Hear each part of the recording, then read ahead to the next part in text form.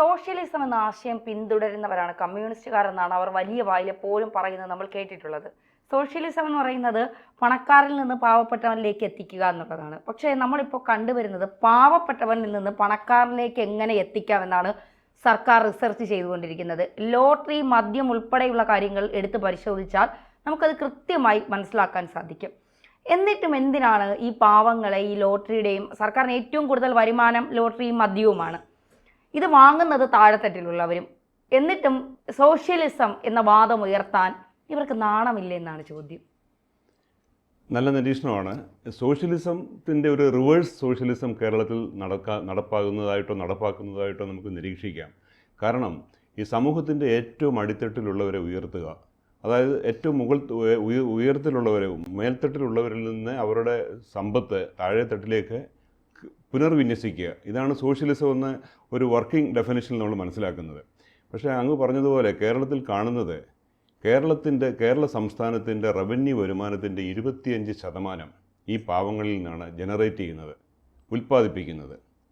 പ്രധാനപ്പെട്ട രണ്ട് സെയിൽസിലൂടെ, ഒന്ന് ലോട്ടറിയും മറ്റേത് മദ്യവുമാണ്. അതിനെക്കുറിച്ച് വിശദമായിട്ട് നമ്മൾ ആലോചിക്കുമ്പോൾ മനസ്സിലാവുന്നത്, ഈ ലോട്ടറിയിൽ 0 മൂലധന ഇൻവെസ്റ്റ്മെൻറ്റാണുള്ളത്. യാതൊരു ക്യാപിറ്റൽ ഇൻവെസ്റ്റ്മെൻറ്റും ഇല്ലാത്തൊരു ട്രേഡോ ബിസിനസ്സോ വ്യവസായമാണത്. കാരണം ഒരു ലോട്ടറി ടിക്കറ്റ് 400 രൂപ വിലയുള്ള ഒരു ലോട്ടറി ടിക്കറ്റിൻ്റെ കോസ്റ്റ്, വേരിയബിൾ കോസ്റ്റ് എന്ന് പറഞ്ഞാൽ 1 ഗ്രാം പേപ്പറാണ്. പിന്നെ അതിനകത്ത് ഒളിപ്പിച്ചു വെച്ചിരിക്കുന്ന മോഹവും ഭാഗ്യവും അത്യാഗ്രഹവും ഒക്കെ അത് സർക്കാർ ഒരു ഇടനിലക്കാരനായി നിന്ന് വിൽക്കുകയാണ്. ഇത് വാങ്ങുന്നത് അങ്ങ് നിരീക്ഷിച്ചതുപോലെ സമൂഹത്തിലെ ഏറ്റവും പാവപ്പെട്ടവരാണ്, തൊഴിൽ രഹിതരാണ്, രോഗികളാണ്, സാംസ്കാരികവും സാമൂഹികവുമായി പിന്നോക്കം നിൽക്കുന്നവരാണ്, നിരാശ്രയരാണ്, ജീവിതത്തിൽ എല്ലാം നഷ്ടപ്പെട്ടവരാണ്. അവർക്ക് ഭാഗ്യം വിൽക്കുകയാണ് സർക്കാർ ചെയ്യുന്നത്.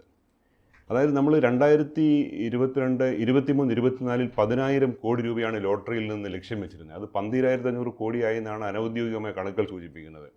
ഒരു ദിവസം 1,08,00,000 ലോട്ടറി ടിക്കറ്റുകൾ ഇവിടെ പ്രിൻ്റ് ചെയ്യുന്നുണ്ട്. ദിവസവും 3 മണിക്ക് കൃത്യമായിട്ട് നമ്മുടെ ഈ സോവിയറ്റ് യൂണിയൻ, സോഷ്യലിസം എന്ന് പറഞ്ഞാൽ സോവിയറ്റ് കൾച്ചറൽ സെൻറ്ററിലാണ് ഈ ലോട്ടറി ടിക്കറ്റ് ഇൻസിഡൻ്റലി അതിൻ്റെ ലോട്ടറി നറുക്കെടുപ്പ് നടക്കുന്നത്. ദിവസവും 3 മണിക്ക് അവിടെ നറുക്കെടുപ്പ് നടക്കുന്നുണ്ട്. അതിൻ്റെ പരസ്യം തന്നെ ഈ ലോട്ടറി അടിക്കുന്നവരെ കൊണ്ട് പറയിപ്പിക്കുന്നതാണെന്ന് അറിഞ്ഞുകൂടാ. ഞാൻ 20 വർഷമായി ലോട്ടറി എടുക്കുന്നു, വരുമാനത്തിൻ്റെ പകുതി ലോട്ടറി എടുക്കുന്നു, ഇത് മറ്റുള്ളവരെ പ്രേരിപ്പിക്കുകയാണ് ചെയ്യുന്നത്. 2022 സംസ്ഥാന സർക്കാർ തന്നെ കൊടുത്ത ഒരു പരസ്യമുണ്ടായിരുന്നു, നിങ്ങൾ ഭാഗ്യം പരീക്ഷിക്കുന്നതിനോടൊപ്പം സംസ്ഥാനത്തിൻ്റെ ആരോഗ്യ പരിപാലനത്തിലും ക്ഷേമത്തിലും പങ്കെടുക്കുന്നത്. ഏറ്റവും കൂടുതൽ ആരോഗ്യ പരിപാലനവും ക്ഷേമവും ആവശ്യമുള്ള ഒരു വിഭാഗത്തിനോടാണ് ഈ പറയുന്നത്. ഇതിൽ എത്ര പേർക്ക് വിദേശത്തോ ക്ലിനിക്കിലൊക്കെ പോയി ചികിത്സ നേടാൻ കഴിയുന്നത് എത്ര പേരുണ്ടെന്ന് നമുക്ക് ന്യായമായി സംശയിക്കാം. ഇനി അതാണ് ലോട്ടറിയെക്കുറിച്ച് പറയുമ്പോൾ, അതായത് സർക്കാർ തലത്തിൽ നടക്കുന്ന ഒരു ചൂതുകളി, ഇതിൻ്റെ നിയമവശമൊക്കെ കൃത്യമായി വിശദമായി ആരെങ്കിലുമൊക്കെ പഠിക്കുകയോ ചോദ്യം ചെയ്ത് കഴിഞ്ഞാൽ ഇത് എത്രമാത്രം ഇതിന് നിയമസാധുതയുണ്ട്. ധാർമ്മികമായ ഒരു സാധുതയില്ല. ഇതൊരു നല്ല എക്കണോമിക് മാർഗ്ഗമാണെങ്കിൽ തീർച്ചയായിട്ടും നമ്മുടെ കേന്ദ്ര ധനകാര്യമന്ത്രി ശ്രീമതി നിർമ്മല സീതാരാമൻ ഇത് 140 കോടി ജനങ്ങൾക്കിടയിൽ നടപ്പാക്കണം. കേരളത്തിലെ 3.5 കോടി ജനങ്ങൾക്കിടയിൽ നിന്നാണ് ഈ 12,500 കോടി രൂപ ജനറേറ്റ് ചെയ്യുന്നത്. ഇതാണ് ഒരു സാമ്പത്തിക മോഡലെങ്കിൽ, ഈ കേരള മോഡലാണല്ലോ, എല്ലാ ലോകോത്തര മോഡലുകളാണ് എല്ലാത്തിനും. അപ്പോൾ ഈ ഒരു മോഡൽ അങ്ങനെ പ്രൊജക്റ്റ് ചെയ്യാൻ പറ്റുന്നതാണെങ്കിൽ നമുക്ക് അത്ഭുതം വരും. മറ്റ് ധനകാര്യമന്ത്രിമാർ എന്തുകൊണ്ട് ഇത് അനുകരിക്കുന്നില്ല? അല്ലെങ്കിൽ കേന്ദ്രത്തിൽ ഇത് അനുകരിച്ചാൽ 140 കോടിയിൽ ഇത് അഗ്രസീവായിട്ട് വിൽക്കാം. നമ്മൾ ഒരുപക്ഷെ എത്രയോ ട്രില്യൺ എക്കണോമിയുടെ മുകളിലേക്ക് പോകാം. ലോകത്തിലെ 1ാം എക്കണോമിക് ശക്തിയായിട്ട് GDP ഒക്കെ ഗ്രോ ചെയ്യും. അപ്പോൾ ഇത് തീർത്തും ഒഴിവാക്കേണ്ടതായ ഇതൊരുതരം അഡിക്ഷനാണ്. ഈ മദ്യവും മയക്കുമരുന്നും പോലെ ലോട്ടറി ഒരു അഡിക്ഷനാണ്. ഇത് വാങ്ങുന്ന അതിനെക്കുറിച്ച് വിശദമായി പഠിക്കുമ്പോൾ നമുക്ക് വളരെ ഞെട്ടിപ്പിക്കുന്ന പല കാര്യങ്ങളും മനസ്സിലാകും. നമ്മളെപ്പോഴും ഒരു രസകരമായൊരു ഒബ്സർവേഷൻ ആളുകൾ പറയുകയാണ്, ഇതിനകത്തൊരു മതേതരത്വമില്ലാത്ത ഒരു സർക്കാർ നടപടിയാണ്. കാര്യം വിഷു ബമ്പറോ ഓണം ബമ്പറോ ഉണ്ടായിട്ട് ഒരു റംസാൻ ബമ്പർ എന്താ ഇല്ലാത്തത്? ഈസ്റ്റർ ബമ്പറും ഇല്ല. അല്ലാതെ മറ്റു കാര്യമുണ്ട്. അത് മുസ്ലിം വിശ്വാസപ്രകാരം ഈ ഭാഗ്യാന്വേഷണമൊക്കെ ഹറാമാണ്. നമ്മുടെ ഈ മുസ്ലിം മേഖലകളിൽ ഭാഗ്യക്കുറിയുടെ വിൽപ്പന വളരെ കുറവാണ്, സ്റ്റാറ്റിസ്റ്റിക്സ് ആണ്. അതുപോലെ തന്നെ ക്രിസ്ത്യൻ വിഭാഗത്തിൽ ഒരു ചെറിയ വിഭാഗം മാത്രമേ പറയുന്നുള്ളൂ. ഇപ്പം ഇവിടെ നമ്മൾ മതം പറയുന്നതിന് കുഴപ്പമില്ല. ഇതിൽ ഏറ്റവും കൂടുതൽ ഇതിൻ്റെ അഡിക്ഷൻ ഈ ഹിന്ദു വിഭാഗത്തിലെ ഏറ്റവും പാവപ്പെട്ടവരാണ്. ഇതിൻ്റെ ഈ വാങ്ങുന്ന ആളുകൾ അവിടെ നിന്നാണ് ഈ പണം ജനറേറ്റ് ചെയ്യുന്നത്.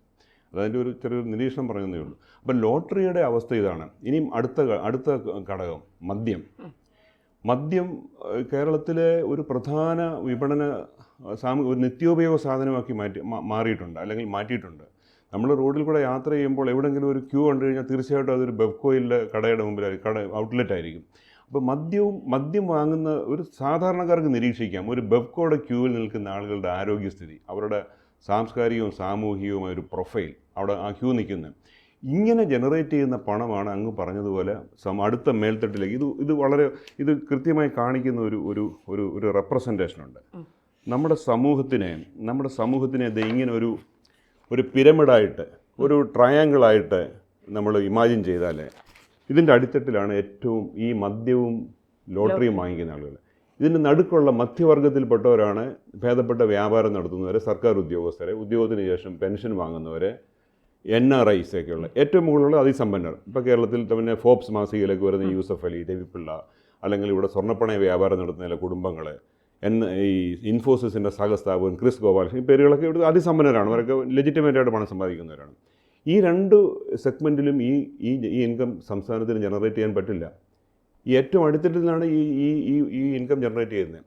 നോൺ ടാക്സബിൾ ഇൻകം, അതായത് നികുതി അല്ലാതെ സർക്കാരിന് കിട്ടുന്ന ഇൻകത്തിൻ്റെ 70 മുതൽ 80% വരെ മദ്യത്തിൽ നിന്ന് ലോട്ടറിയിൽ നിന്നാണ്. അല്ലെങ്കിൽ സംസ്ഥാനത്തിൻ്റെ മൊത്തം റവന്യൂവിൻ്റെ 4/1 ലോട്ടറിയിൽ നിന്നും മദ്യത്തിൽ നിന്നാണ്. അത് ജനറേറ്റ് ചെയ്യുന്നത് ഏറ്റവും അടിത്തട്ടിൽ നിന്നാണ്. ഈ പണം എവിടേക്കാണ് പോകുന്നത്? റിവേഴ്സ് സോഷ്യലിസത്തിലാണ് ഒക്കെ പോകുന്നത്, മുകളിലേക്കാണ് പോകുന്നത്. ഇവിടുത്തെ ശമ്പളത്തിനും പെൻഷനും ഒക്കെ ഇത് ഉപയോഗിക്കുന്നുണ്ടാവും തീർച്ചയായിട്ടും. അപ്പോൾ ഇങ്ങനെയുള്ള ഒരു പ്രക്രിയയാണ് ഈ കേരളത്തിൽ നടന്നുകൊണ്ടിരിക്കുന്നത്. ഇതൊക്കെ തീർച്ചും അനാരോഗ്യകരമാണ്, ഒഴിവാക്കേണ്ടതാണ്, ഇത് നിലനിൽക്കുന്നതല്ല. പിന്നെയോ ഇങ്ങനെ കിട്ടുന്ന പണം കൂടാതെ നമ്മൾ എന്ത് ചെയ്യും? സൈഡിൽ നിന്ന് കടം മേടിക്കും. അതാണ് മസാല ബോണ്ട്, കിഫ്ബി, ഈ NRI പെൻഷൻ ചിട്ടി, KSF ചിട്ടി, ഇതെല്ലാം ഈ പാർശ്വഭാഗങ്ങളിൽ നിന്ന് മേടിക്കുന്ന കടമാണ്. ഇങ്ങനെയാണ് നമ്മുടെ ഒരു എക്കണോമിയുടെ ഒരു വളരെ ലളിതമായ ഒരു റെപ്രസെൻറ്റേഷനാണിത്. അപ്പോൾ ഇങ്ങനൊരു എക്കണോമിയാണ് കേരളത്തിൽ മുമ്പോട്ട് പോകുന്നത്. അതുകൊണ്ടാണ് ഇപ്പോൾ ഏറ്റവും അവസാനം നമ്മൾ പാലക്കാട്ടെ ഒരു മദ്യ വ്യവസായശാലയെക്കുറിച്ച് കേൾക്കുന്നല്ലോ. ഈ പാലക്കാടിനെ കുറിച്ച് പറയുമ്പോൾ 3 സംരംഭങ്ങളാണ് ഓർമ്മയിലേക്ക് വരുന്നത്.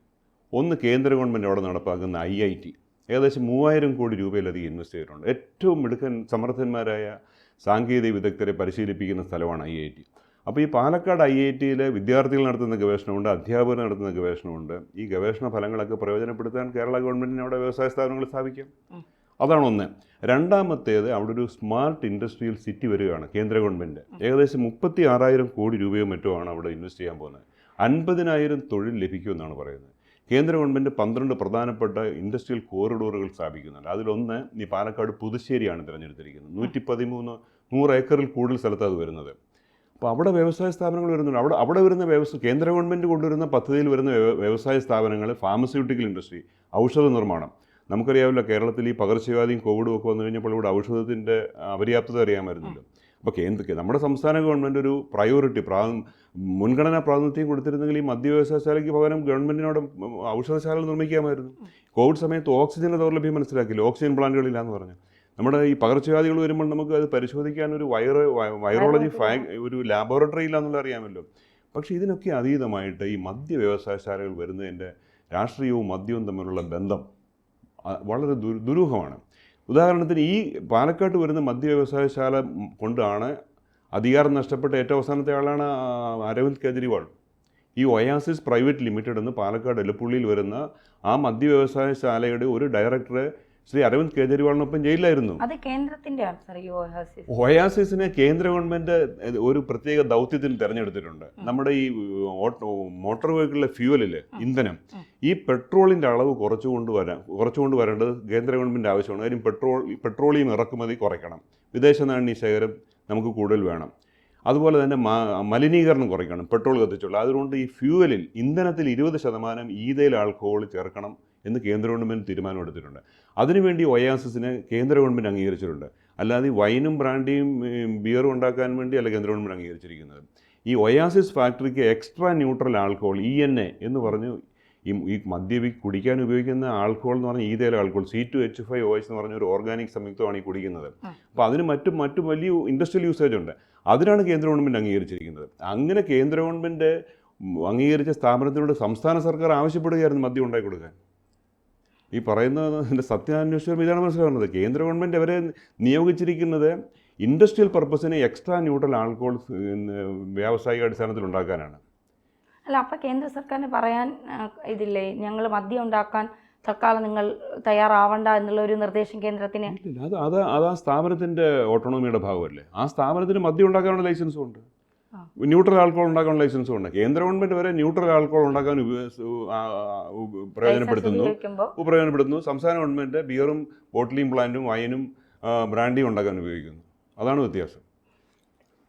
ഈ താഴെത്തട്ടിലുള്ള ആൾക്കാരെ ചൂഷണം ചെയ്തുകൊണ്ടുള്ള ഒരു വലിയ നേട്ടമാണ് സർക്കാർ കൊയ്യുന്നത്, എന്നിട്ട് പറയുന്നത് സോഷ്യലിസം. ഇതൊരു സത്യമാണ്. താഴെ തട്ടിൽ നിന്നാണ് ഇതിൻ്റെ ഏറ്റവും കൂടുതൽ ഇതിൻ്റെ ദുരിതം അനുഭവിക്കുന്ന താഴെ തട്ടിലുള്ളവരും അവരുടെ കുടുംബാംഗങ്ങളുമാണ്. ലോട്ടറി അവിടെ നിൽക്കട്ടെ, ഈ മദ്യപാനത്തിൻ്റെ കൊണ്ടുള്ള കെടുതികൾ ഒരു വീട്ടിലെ സ്ത്രീകളും കുട്ടികളും വളർന്നു വരുന്ന തലമുറയും അനുഭവിക്കുന്ന ദുരിതങ്ങളും ദുരന്തങ്ങളും അതുണ്ടാക്കുന്ന ആരോഗ്യ പ്രശ്നങ്ങളും, അത് കഴിഞ്ഞാൽ പിന്നെ അവരൊക്കെ വലിയ ആരോഗ്യ പ്രശ്നങ്ങളിലേക്ക് പോവുകയാണ്. അപ്പോൾ കാണാറില്ല ധാരാളം നന്മ മരങ്ങളൊക്കെ വന്ന് പിരിവ് നടത്തുന്നത്. എനിക്ക് തോന്നുന്നു ഇതിൻ്റെ ഒരു ബെനിഫിഷ്യറി അവരെന്ന് തോന്നുന്നു ഈ മദ്യ വ്യവസായ ദിനത്തിൻ്റെ. അത് അങ്ങനെ ഒരു വലിയ ചെയിനായിട്ട് സപ്ലൈ ചെയിനായിട്ട് ഇങ്ങനെ പോയിക്കൊണ്ടിരിക്കും. അല്ല, ഇവർക്ക് വേണ്ടിയിട്ട് കാരുണ്യ പോലുള്ള പദ്ധതികൾ, ഇൻഷുറൻസ് അല്ലല്ല,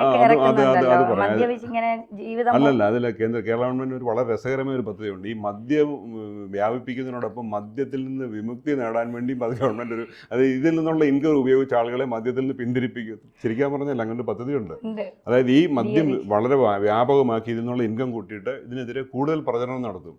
ഇതൊക്കെ ഇവിടെ നടക്കുന്ന കാര്യങ്ങളാണ്. ഇതൊക്കെ ആളുകൾ ശ്രദ്ധിക്കുന്നത്, നമ്മൾ പൊതുജനം എത്രത്തോളം ശ്രദ്ധിക്കുന്നു പഠിക്കുന്നു എന്ന് പറഞ്ഞുകൂടാ. അല്ല, ഇതിപ്പോ നമ്മളും ഇതുവരെ ശ്രദ്ധിച്ചിട്ടില്ല. സത്യമാണ്, സാറ് പറഞ്ഞപ്പോഴാണ് നമ്മൾ ആലോചിക്കുന്നത്. ശരിയാണ്, താഴെത്തട്ടിലുള്ള ആളുകളാണ്. ഇപ്പൊ നമ്മുടെയൊക്കെ വീട്ടിലുള്ളവർ സ്ഥിരം ലോട്ടറി എടുക്കുന്നവരാണ്. അപ്പം നമ്മളൊക്കെ ഈ മിഡിൽ ക്ലാസ് ഫാമിലീസാണ്. അപ്പം നമ്മളെപ്പോലുള്ളവരാണ് കൂടുതൽ ഇതിലേക്ക് പോകുന്നത്. പണക്കാർ വന്ന് കാറ് നിർത്തിയിട്ട് ഒരു 5 ലോട്ടറി എടുക്കുക എന്ന് പറയുന്നത് നമ്മൾ കാണാറില്ല, അപൂർവം മാത്രമാണത്. പക്ഷേ സാധാരണക്കാരാണ് സർക്കാരിനെ വളർത്തിക്കൊണ്ടിരിക്കുന്നത്. സാധാരണക്കാരിൽ നിന്ന് വാങ്ങി പണക്കാരന് കൊടുക്കുന്ന ഒരു രീതി, അതാണ് സർക്കാർ ഈ മദ്യത്തിലൂടെ ലോട്ടറിയിലൂടെയും കണ്ടെത്തുന്ന സോഷ്യലിസം എന്ന് പറയുന്നത്. വളരെ നന്ദി. കൂടുതൽ വാർത്തകളും വിശേഷങ്ങളും നിങ്ങളിലേക്ക് എത്താൻ ABC മലയാളം സബ്സ്ക്രൈബ് ചെയ്യുക, ബെൽ ബട്ടണും അമർത്തുക.